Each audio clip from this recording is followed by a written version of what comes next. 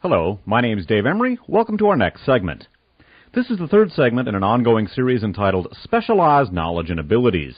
The title comes from an edict, I guess one could say, a professional methodological consideration that is currently being embraced by elements of the Nazi movement in Germany. It refers to a tactic of having members of Nazi and white supremacist organizations infiltrate the police and military in order to acquire, quote, specialized knowledge and abilities, those to be used for eventually the formal overthrow of the state. We've been looking at indications that, in past segments, I should say, we've been looking at indications that Nazi elements in Germany and in Austria may very well have been pursuing these particular tactics with considerable measure of success. We've taken a look at the bombing campaign in Austria, which is widely viewed as an outgrowth of the electoral success of Jörg Haider's most inappropriately named Freedom Movement. We've also taken a look at the indications, or some indications, I should say, that some of the people involved in that bombing campaign may have some connections to elements of either police or national security institutions in Austria. In parts 1 and 2, respectively, of this particular series, we began looking at the probable application of that same tactic, again, infiltrating police and military in order to acquire specialized knowledge and abilities here in the United States.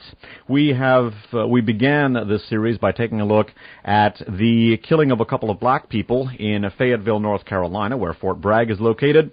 This killing was accomplished by a couple of active-duty U.S. soldiers of Nazi inclinations in the 82nd Airborne Division, and there are indications that the killings of these two black people, again, just innocent strangers walking down the street, may very well have been in order to celebrate or observe the death of Robert J. Matthews, the anniversary of whose death was on that particular day. Matthews was a member of the Order, a neo-Nazi gang that murdered Alan Berg, a Denver talk show host, and committed a string of robberies before being brought to heel in the mid-1980s. There are indications, too, that the killing may have been accomplished in order to earn the spiderweb tattoo, which, at least among some white supremacist groups, is something of a status symbol indicating that one has killed for the cause. After that, we took a look at the Special Forces Underground, a truly frightening institution, which appears to be just exactly that. It is an underground of extreme right-wingers within the U.S. Special Forces, the extremely formidable Green Beret. This particular underground appears to have been based at Fort Bragg, again, the very same base where these killings occurred, or where these soldiers who committed these, apparently committed these killings, were stationed. We took a look at the open contempt that the Special Forces Underground has for democracy. This underground publishes a newsletter called The Resistor, and again, I think the tactic of acquiring specialized knowledge and abilities on the part of white supremacist groups and Nazi groups should be very carefully considered in that particular context. I have no proof that Nazi elements may be involved with the Special Forces Underground, but they're obviously extreme right-wingers, openly contemptuous of democracy, and the possibility that, in fact, some or most of them might very well be Nazis or white supremacists should be very carefully considered. What we're going to do in this, the third segment, is to continue to look at, on the one hand, methodological similarities between Nazi and white supremacist elements in Europe and their counterparts in the United States, as well as profound and significant operational connections between them. So in addition to looking at the methodological paradigms which are held in common by Nazi elements in the United States and their counterparts in Europe, we are also going to be examining some apparent operational connections between those elements. And again, I have pointed towards this in the past. We're going to begin by briefly recapping an element that we looked at the conclusion of our last segment. This comes from what, for my money, is the best single article that I have seen on the militia movement in the United States, a partial examination of which we are going to be beginning in this particular series. Oddly enough, this particular article comes from, of all publications, High Times magazine, which is sort of a marijuana advocacy publication in the United States. Research credit on this goes to a listener who very fortunately discovered this and mailed this in to me. This comes from High Times issue of November of 1995.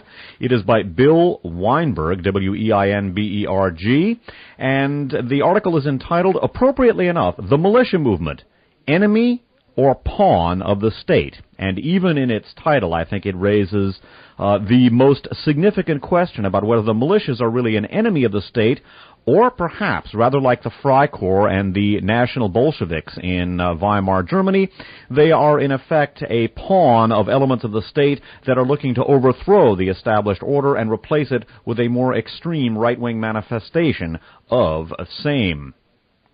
Or of the state, I should say. And again, I think there are some very strong comparisons between the National Bolsheviks in Weimar Germany, which in turn gave rise to the National Socialists or Nazis, and the militia movement in the United States. I want to stress that the paramilitary right contains a mixed bag. Many of them are outright raving fascists and Nazis. There are also many sincere, although generally badly misinformed conservatives within the militia movement. We'll talk about that more later on in the program. By way of effecting a transition from a discussion of the Special Forces Underground and their Resistor magazine to a discussion of Oklahoma City, the militia movement, and once again, the apparent tactic of acquiring specialized knowledge and abilities, we're going to excerpt the following segment, or recap, I should say, the following segment of this particular article from High Times of November of 1995. Skipping down, we read, the Clinton gang, despite their support for NAFTA, prison expansion, and the death penalty, is perceived as a bunch of hippie peaceniks by the old gung-ho Cold Warrior faction of the Washington elite that held power during the Reagan years. Clinton is now the first and only president to have been jeered by the cadets when he addressed the graduation ceremonies at West Point. This kind of open alienation of military troops from their commander-in-chief is the necessary prerequisite for a classical coup d'etat of the sort that conventional wisdom maintains, quote, can't happen here, unquote. Indeed, I believe, as I indicated in our last segment, that it is in fact happening here, and I believe the political process underway in the United States is very closely analogous to the subversion of the Weimar Republic, and that in fact elements of the very government are involved in subverting the government that they are sworn to uphold. That is similar to what happened in the Weimar Republic. We will be developing this theme later on in this series. Continuing with this High Times article. After the Oklahoma blast, a newsletter called The Resistor, the official publication of the Special Forces Underground, was discovered in the library at Fort Bragg, North Carolina, the Army base where Green Beret are trained, and Tim McVeigh was posted. Filled with bitter diatribes against Clinton and the Waco siege, The Resistor is apparently produced by active-duty Green Beret. One recent issue included an open letter to the militia movement warning that an armed confrontation with the federal government would be premature. Quote, should the federal government decide to act against the militia groups and the militia groups stand and fight, they will not in their current configuration last 1 month, unquote, the issue read. It then went on to offer training in special operations for militias to prepare for the coming showdown.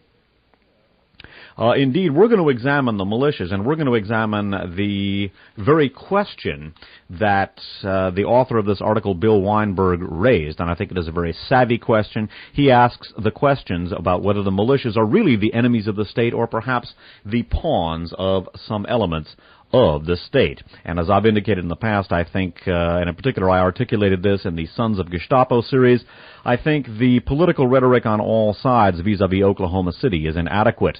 The government and the mainstream press and the so-called progressive sector, please note the use of the term so-called, are saying it was the militias or it was the right wing. And in turn, the militias themselves, the so-called patriots networks, once again note the use of the term so-called, and the conspiracy crowd have been saying it was the government. My own feeling is that some elements, and please note the use of the term elements, of both the militia movement and the government were involved, and that they are in turn, respectively, fascist elements within the government and within the militia movement, which are in turn connected with each other. That, in a nutshell, is my working hypothesis vis-a-vis not only Oklahoma City, but the derailment of the Amtrak train in Arizona, and a number of other things as well.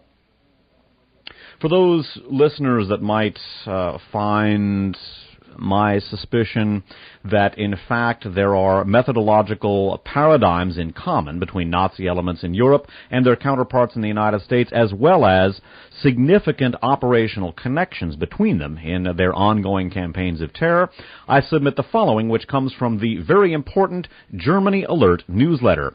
Germany Alert is only available now on the World Wide Web, and at the end of this particular segment, I'm going to give some information for the web page for KFJC-FM in the South San Francisco Bay Area. That is the station at which I record these programs. The web page for archives on audio, about which you will hear more later on, contains references for how to dial up Germany Alert on the World Wide Web. Germany Alert is an excellent source of information about the reemergence of German fascism. The Germany Alert issue of January 26th of 1996 contains the following article. This is entitled German Connection to Oklahoma City Bomb Suspect. It's subheaded, Son of Coal Aid Linked to McVeigh. U.S. extremist leader says he met with German ex-chief of staff. Before reading this article, I want to note that Germany Alert has also reported that Ewald Altons, a top German neo-Nazi leader, had in fact met with some people in the Michigan militias some months before Oklahoma City took place. McVeigh and Nichols, the two accused in Oklahoma City, had in fact some significant contacts with elements of the Michigan militias. And I would also note that Spiegel magazine alleges that Ewald Altons was in fact an agent of the Verfassungsschutz, one of Germany's domestic intelligence agencies. I would also note that Ewald Altons is in turn the protege of Otto Ernst Rehmer, a member of the Vier Liebstandarte Adolf Hitler, one of the most ferocious SS units. Otto Ernst Rehmer was also the individual who liquidated the July 20th, 1944 conspirators against Adolf Hitler. The Altons-Rehmer link, one of a number of hard operational connections between the old Nazis of the Third Reich and the new Nazis.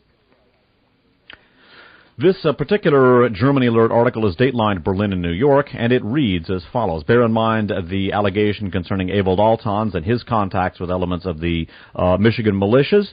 The connection reported here may indicate that, in fact, there is a European connection to the Oklahoma City bombing. This article reads as follows. Accused Oklahoma City bomber Timothy McVeigh has been directly linked to the son of a close friend and advisor to German Chancellor Helmut Kohl, Germany Alert has learned. Andy Strassmeyer, S-T-R-A-S-S-M-E-I-R, whose father was formerly Kohl's chief of staff, was living in Oklahoma handling security duties for a white supremacist colony, Elohim City. U.S. officials have confirmed that McVeigh telephoned Elohim City, a Christian identity racialist compound in rural Oklahoma, 2 weeks before the bombing. McVeigh asked to speak with Strassmeyer, according to Robert Millar, head of the Elohim City compound. By the way, Millar's last name is capital M-I-L-L-A-R. In an interview with Germany Alert, Strassmeyer said he could not remember the phone call, but he did acknowledge first meeting the bombing suspect shortly after McVeigh was released from the U.S. Army. Strassmeyer, whose father, Gunter Strassmeyer, is a former general secretary of the Berlin CDU and whose brother now serves in Berlin's regional parliament, left the U.S. in late 1995 after 2 years at Elohim City. He is now in Germany living with his parents. The 36-year-old insists he did not flee the United States. Strassmeyer told Germany Alert that he remained at Elohim City for 4 months after the bombing. Strassmeyer claimed that no U.S. authorities have tried to contact him in connection with investigations of the bombing. Strassmeyer said his U.S. attorney is Kirk Lyons, L-Y-O-N-S, an extremist who has been filmed taking part in neo-Nazi activities in Germany. While Strassmeyer was living in Oklahoma, Lyons met with his parents during a trip to Berlin, the Sun admitted. Given extensive media coverage of Lyons at neo-Nazi gatherings and his reputation as a lawyer for U.S. neo-Nazis, Ku Klux Klan members, Holocaust deniers, and other extremists, it is most unlikely that the senior Strassmeyer did not know Lyons' background. The lawyer has told journalists he went to visit the Strassmeyers to inform them that their son was happy and well and living in the United States. During an interview, Strassmeyer said he had no part in the Oklahoma City bombing, but expressed caution about speaking about McVeigh or the massive explosion which killed 169 persons. Quote, "I'm kind of gun-shy right now," unquote, Strassmeyer declared, again quoting, "Being innocent is one thing, but running your mouth gets you in trouble," unquote. I would interject at this point, before we read the rest of the article, that it would appear that Andy Strassmeyer, by the way, himself a former officer in the Bundeswehr, the German army, bear in mind our title here, Specialized Knowledge and Abilities, would appear to be afraid of something. I don't know what. He's certainly not afraid of Timothy McVeigh and Terry Nichols. They're both in prison, and so far, those are the only two people the government is willing to admit were involved in the Oklahoma City bombing. I personally have been more than a little suspicious that those two individuals were not the only people, or not even necessarily the primary people involved in Oklahoma City. I simply think that the logistics of that particular crime were well beyond the abilities of those two particular people. Note, however, for purposes of the present discussion, that the two men accused of the crime, Timothy McVeigh and Terry Nichols, as well as Terry Fortier, the informant against them, were all members of the same military unit in the United States Army. So again, bear in mind, specialized knowledge and abilities. And do bear in mind that Andy Strassmeyer is the son of a cabinet member of Helmut Kohl, of course, the Chancellor of Germany. And bear in mind also that he appears to be afraid of something or somebody. And again, he's certainly not afraid of McVeigh or Nichols. They are on ice. Continuing. Strassmeyer said his father formerly headed a faction within Kohl's CDU party that always believed in the nationalist dream of, quote, German reunification, unquote. The night that Günter Strassmeyer and Kohl were shown on television around the world at the Brandenburg Gate in Berlin, celebrating annexation of East Germany was a, quote, kind of a victory, unquote, for his father, Strassmeyer said. The link between McVeigh and Strassmeyer raises numerous questions about the U.S. government's investigation. The Justice Department in Washington frequently dismissed reports that it had information of a German connection to the bombing. Strassmeyer said he and his father seldom discuss politics. When asked what attracted him to Elohim City, an enclave that promotes the Christian identity belief that Jews are the offspring of Satan and that blacks are, quote, mud people, unquote, Strassmeyer said, quote, I was attracted to the alternative lifestyle, unquote. That is some alternative lifestyle, I would add. Before proceeding into a discussion of the militia movement, a few more items about Oklahoma City. In the New York Times of Saturday, December 30th of 1995, there is an AP story datelined Amsterdam, December 29th, and headlined Dutch Twist in Inquiry of Bombing in Oklahoma. It reads in part, Dutch newspapers reported today that a man fighting extradition to the United States is linked to suspects in the Oklahoma City bombing. But in Washington, the Justice Department said there was no connection. The Netherlands has granted a request to extradite the man, Daniel Spiegelman, on unrelated charges, but 3 Dutch newspapers reported that the suspect also was linked to Timothy J. McVeigh and Terry L. Nichols, the 2 men charged with bombing the federal building in Oklahoma City last April. One of the newspapers, De Telegraaf, said a man it identified only as Daniel S. was suspected of supplying weapons to those responsible for the bombing, which left 169 people dead and injured more than 500. The Justice Department spokesman, Carl Stern, said that Mr. Spiegelman was a convicted felon who was being extradited to face federal charges of illegal weapons possession, but that the charges were unrelated to the Oklahoma City bombing. Well, obviously one can draw no conclusions from that particular story, but with the Strassmeyer-McVeigh Elohim City connection, and that is an established connection, although Andy Strassmeyer says he had no involvement in Oklahoma City, and there is no proof at this point that he did.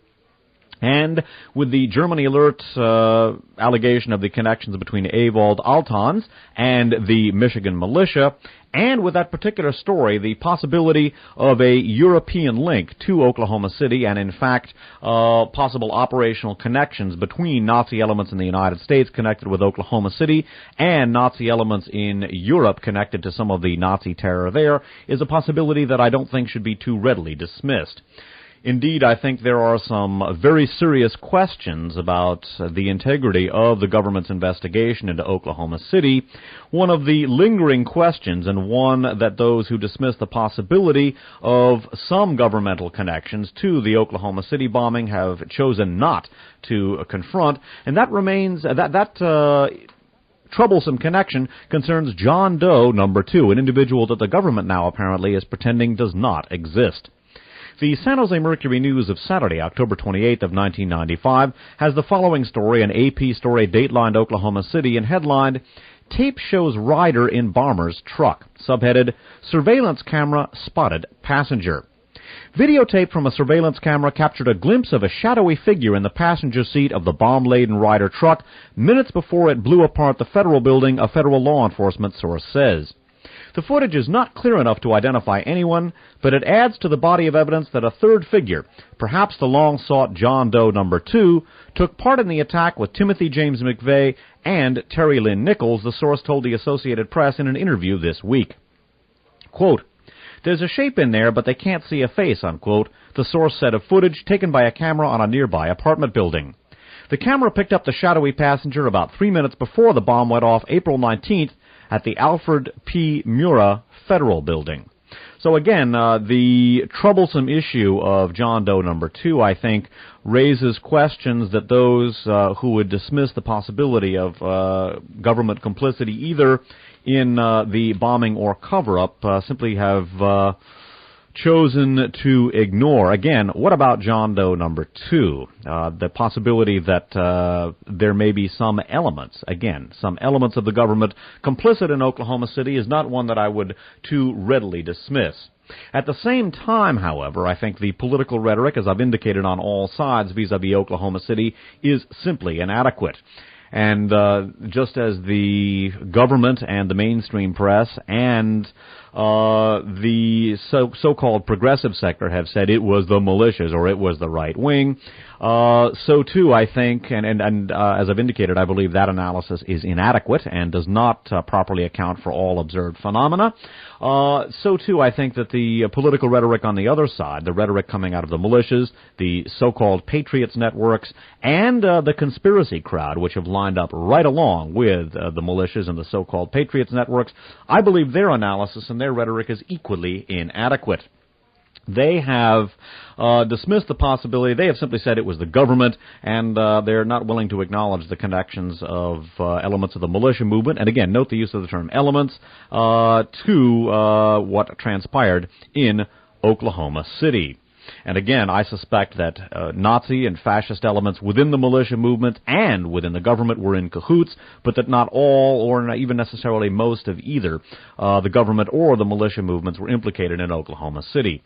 I would also note in passing, as I noted in the Sons of the Gestapo series, that those who would simply dismiss the militias as a bunch of good old boys or Boy Scouts are not looking at the facts of the situation. This is not to say that there are not many sincere conservatives within those movements, albeit generally badly misinformed.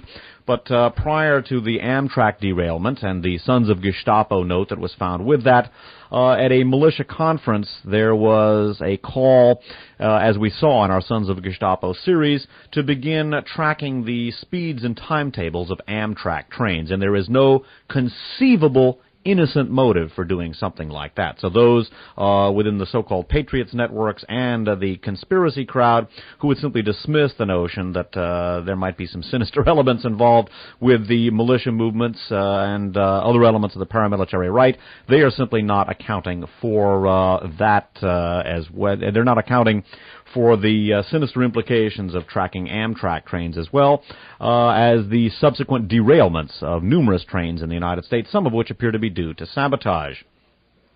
I would also note that elements of the militia movement in Arizona had prior warning, according to them, of something going on in Arizona, just as there appear to be some foreshadowings of the event in Oklahoma City as well. I will discuss those implications later.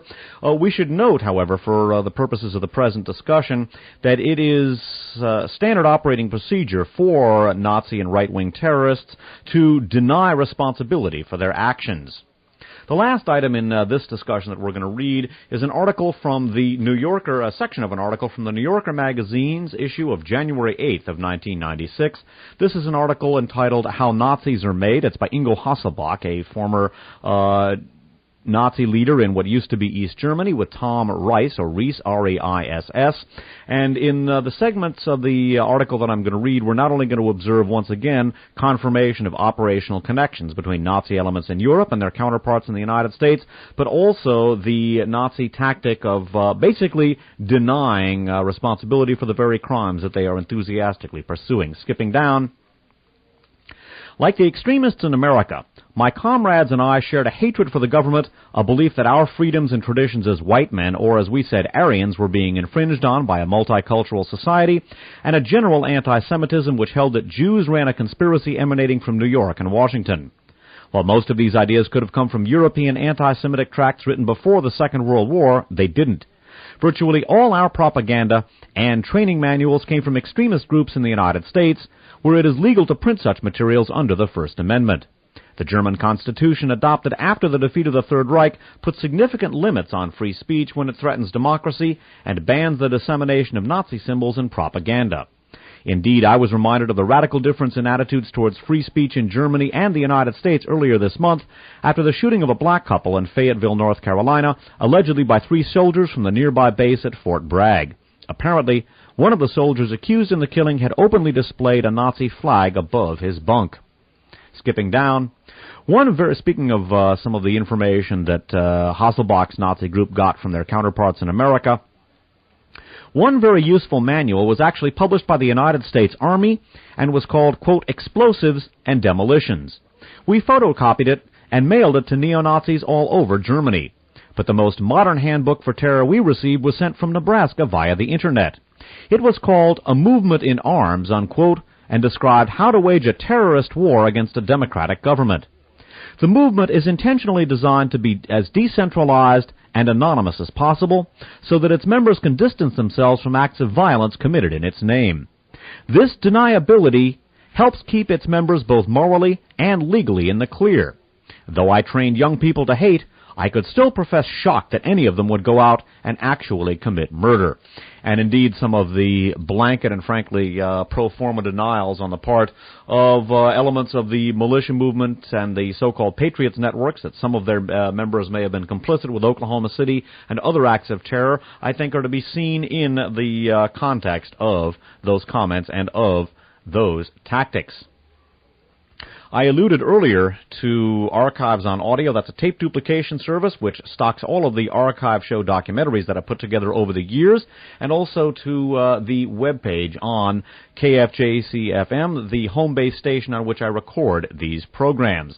We're not going to have time in this segment to relay that information. Those of you wishing to pursue research in this field are referred to the archive shows and also to the KFJC webpage, which contains information about how to dial up the very important Germany Alert newsletter. However, we're going to get to that information in our next segment. That concludes this segment. My name's Dave Emery. Thanks for listening.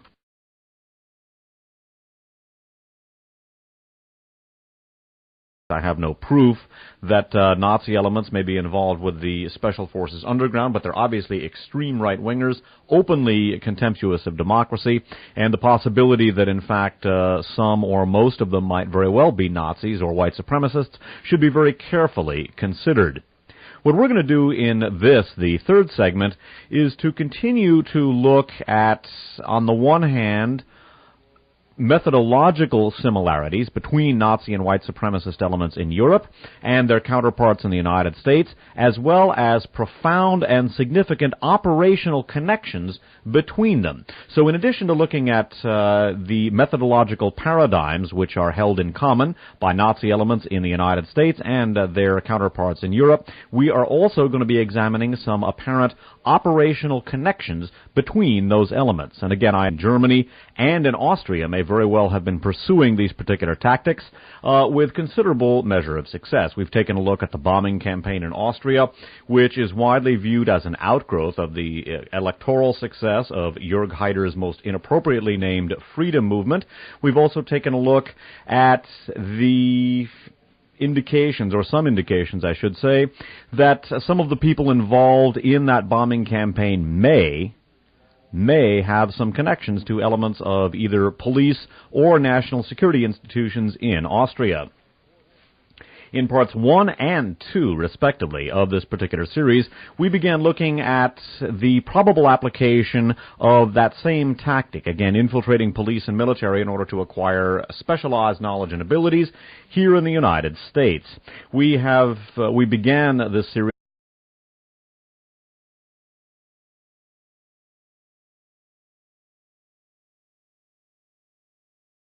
Hello, my name is Dave Emery. Welcome to our next segment. This is the third segment in an ongoing series entitled Specialized Knowledge and Abilities. The title comes from an edict, I guess one could say, a professional methodological consideration that is currently being embraced by elements of the Nazi movement in Germany. It refers to a tactic of having members of Nazi and white supremacist organizations infiltrate the police and military in order to acquire, quote, specialized knowledge and abilities, those to be used for eventually the formal overthrow of the state. We've been looking at indications that, in past segments, I should say, we've been looking at indications that Nazi elements by taking a look at the killing of a couple of black people in Fayetteville, North Carolina, where Fort Bragg is located. This killing was accomplished by a couple of active-duty U.S. soldiers of Nazi inclinations in the 82nd Airborne Division, and there are indications that the killings of these two black people, again, just innocent strangers walking down the street, may very well have been in order to celebrate or observe the death of Robert J. Matthews, the anniversary of whose death was on that particular day. Matthews was a member of the Order, a neo-Nazi gang that murdered Alan Berg, a Denver talk show host, and committed a string of robberies before being brought to heel in the mid-1980s. There are indications, too, that the killing may have been accomplished in order to earn the spiderweb tattoo, which, at least among some white supremacist groups, is something of a status symbol indicating that one has killed for the cause. After that, we took a look at the Special Forces Underground, a truly frightening institution, which appears to be just exactly that. It is an underground of extreme right-wingers within the U.S. Special Forces, the extremely formidable Green Beret. This particular underground appears to have been based at Fort Bragg, again, the very same base where these killings occurred, or where these soldiers who committed these, apparently committed these killings, were stationed. We took a look at the open contempt that the Special Forces Underground has for democracy. This underground publishes a newsletter called The Resistor, and again, I think the tactic of acquiring specialized knowledge and abilities on the part of white supremacist groups and Nazi groups should be very carefully considered in that particular context.